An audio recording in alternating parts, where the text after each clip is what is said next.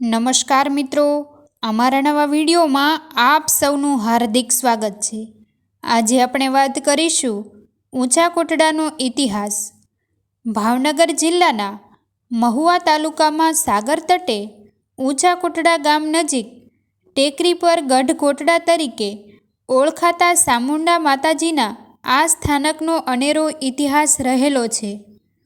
ગોહિલવાડના શક્તિતીર્થોમાં ઊંચું સ્થાન ધરાવતા ઊંચા કોટડાવાળીમાં ચામુંડાનું દેવસ્થાન વિશેષ મહિમા ધરાવે છે।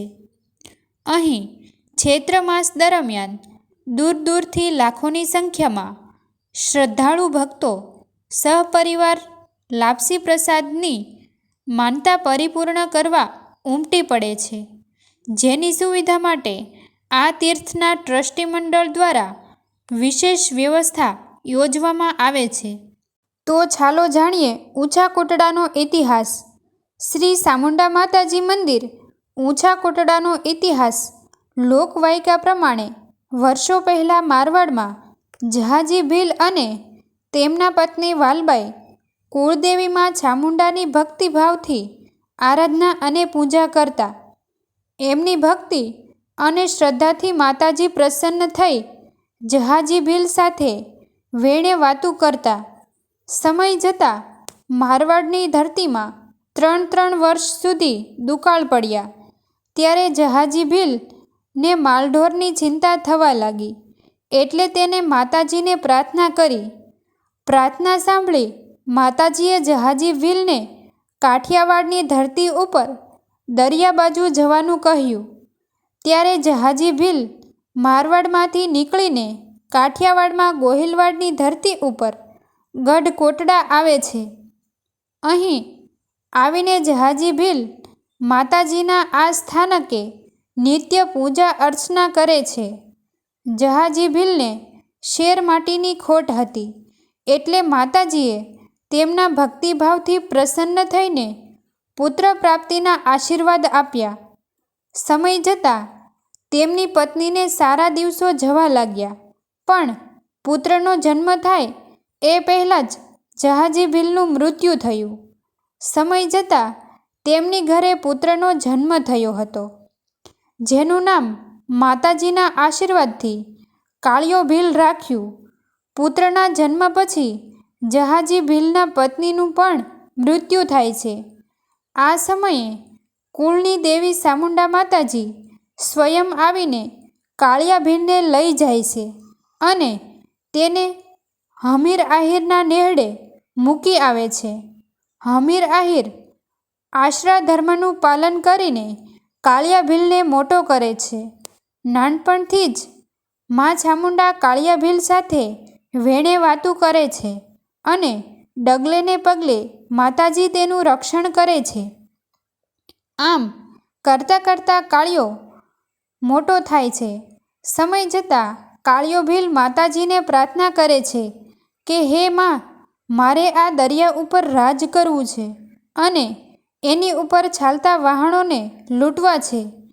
ત્યારે માતાજી તેને પ્રસન્ન થઈ કહે છે, હે કાળિયા, તું વહાણો લૂંટ તો ભલે લૂંટ, પણ યાદ રાખજે, ખાલી અધર્મીનું જ વહાણ લૂંટ, જે કોઈ અધર્મી લૂંટતો નહીં, અને મારી રજા લીધા વગર ક્યારેય દરિયામાં ના જતો। આમ કરતાં કરતાં કાળિયો ભીલ માતાજીની રજા લઈ ઘણા બધા વહાણો લૂંટે છે અને લૂંટેલો માલ બધો કોઠીમાં રાખે છે। એક વખત કાળિયો ભીલ દરિયામાં વહાણ લૂંટવા જાય છે અને માતાજીની રજા માંગે છે, પણ માતાજી એને જવાની ના પાડે છે। ત્યારે કાળિયો ભીલ ના પાડવા છતાં પણ દરિયામાં વહાણ લૂંટવા જાય છે અને ફિરંગીઓ તેને પકડીને કેદ કરી લે છે।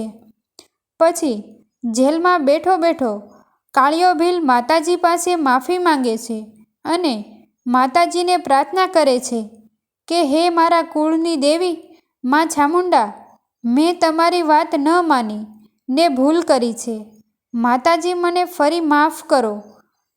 માતાજી તેના પ્રાર્થના સ્વીકારી તેને માફ કરે છે અને કાળિયા ભીલને ફિરંગીઓની કેદમાંથી છોડાવે છે અને પછી કાળિયો ભીલ હંમેશના માટે વહાણોને લૂંટવાનું છોડીને માતાજીની ભક્તિ કરે છે.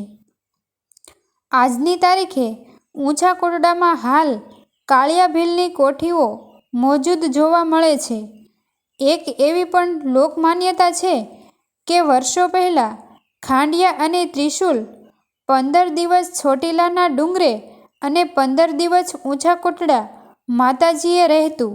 સમય જતાં આ જગ્યાનું મહત્ત્વ વધતા આસપાસના અનેક ગામના ભાવિકો અને ભીલ સમાજ શ્રદ્ધાથી ચામુંડા માની બધા આખડી રાખી મનોકામના પૂર્ણ થતાં આ સ્થાનકે આસ્થાપૂર્વક નૈવેદ્ય, લાપસી, ખીચડી વગેરે પ્રસાદ માટે આવવા લાગ્યા, જેથી તેનું મહાત્મય સોમેર વૃદ્ધિ પામવા લાગ્યું.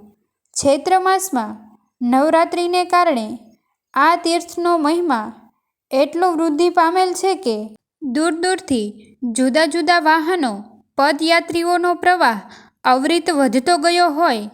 સ્થાનિક આવેગોનો અને સેવક સમુદાય દ્વારા શ્રી ચામુંડા શક્તિપીઠ ઊંચા કોટડા વ્યવસ્થા મંડળ બનાવી 2034માં આ સ્થાનકનો જીર્ણોદ્ધાર કરાવી પુરાતન સ્થાનક જાળવી રાખી બાજુમાં ભવ્ય મંદિર, યજ્ઞશાળા, ભોજનશાળા, યાત્રિક ઉતારા સહિત અનેકવિધ સુવિધાઓ ઊભી કરાઈ છે.